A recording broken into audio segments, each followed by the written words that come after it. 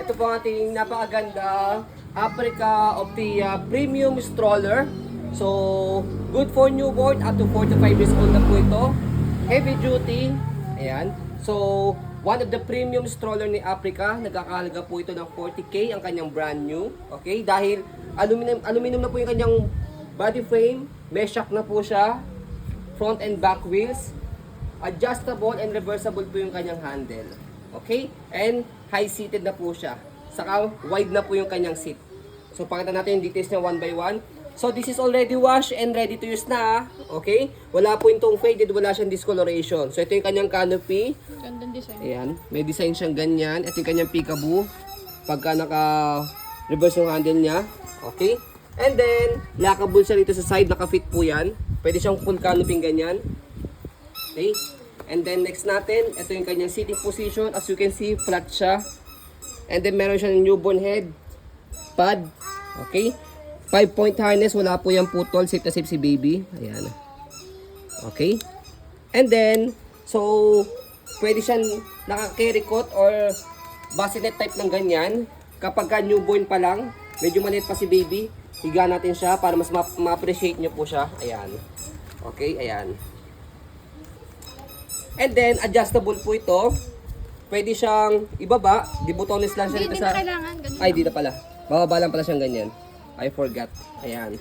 So, pwede siyang i-adjust lang ganyan kapag nakaupo na si baby or nakahiga. Pwede siyang adjust yung kanyang leg rest. Ayan.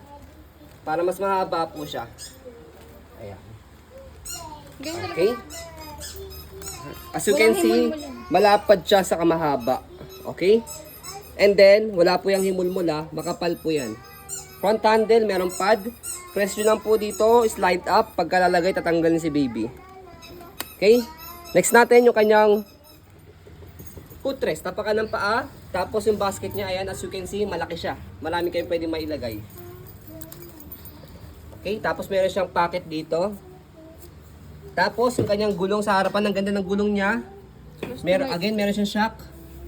Yan. Close to light nyo pa yung kanyang gulong. And then, may stopper na rin po yan kapag naka-reverse yung handle niya. Pakita natin yung body frame niya sa left side. Again, this is aluminum ha. Aluminum yung body frame niya. Kaya hindi po siya kinakalawang. Saka wala po itong kalawang.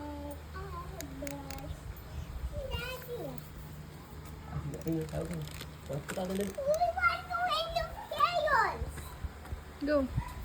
Bila. Handle.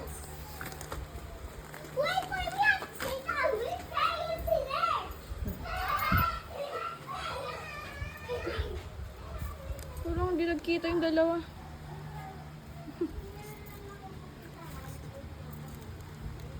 Go. So, next natin, yung kanyang likuran, yung kanyang gulong, stopper, tapos meron na rin siyang shock ha. Ayan, as you can see. So, para hindi siya matadtad. Tapos, sa likod, dito siya ina-adjust kapag gusto nyo po siyang iupo. Ayan, atake nyo lang po siya. And then, meron siyang airways po dito para hindi ma-aim sa likod ni baby. Tapos, press nyo lang siya and then pull down kapag hihiga nyo po siya. Pwede rin siyang semi-recline na sa kalahati. Okay, next natin yung kanyang handle. Ayan, wala naman po siyang tear. And then, sinama na po namin as previous, 2 pieces bag hook. Ayan, para may sabitan na po kayo ng bag. Ayan, okay? And then, adjustable po siya. Press nyo lang po itong button na to, color gray. Ayan. Okay? So, next natin, meron tayo tinatawag na A4 cast na gulong. Ayan, as you can see, yung gulong niya sa harapan nag-swivel na maayos. Kapag ni-reverse natin siya, itong gulong sa likod, yun naman po yung mag-swivel. Okay? So, pakita natin, try natin siya. So, dito, meron siyang adjustan dito. Ang press nyo po ito and then, shoot nyo siya rito. Ayan. So, mapapansin po ninyo yung gulong sa harapan, yan, nag-straight na po siya yung gulong sa likod, nag-swivel na siya. Okay? May persa talaga ha. Paano So, ang pag-ikot? purpose po niyan is for easy maneuver. Ayan. So, try natin ha, bago natin siya i-fold. Ayan. Okay, as you can see, yung gulong niya, ayan, na smooth yung maneuver.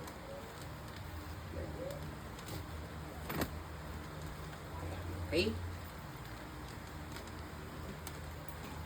Ayan. Okay? As you can see, smooth yan. Oh, madali siya yung maneuver. So, balik na rin natin muna ulit. Ayan. So, bago nyo siya i-fold, make it sure yung gulong niya is ayos na ulit sa normal. Ayan. So, scroll naman natin dito sa kabila. Ayan. So, as you can see, smooth na smooth ha. Ayan. Para transparent lang po tayo. Ayan. Okay? Dahil hindi rin naman po biro yung mga presyo na binibili nyo po sa amin. Okay? So, next natin sa pag-fold po sa kanya, kinagandahan po dito, kay Africa, one hand fold, one hand open. So, try natin. Fold lang muna yung kanyang canopy.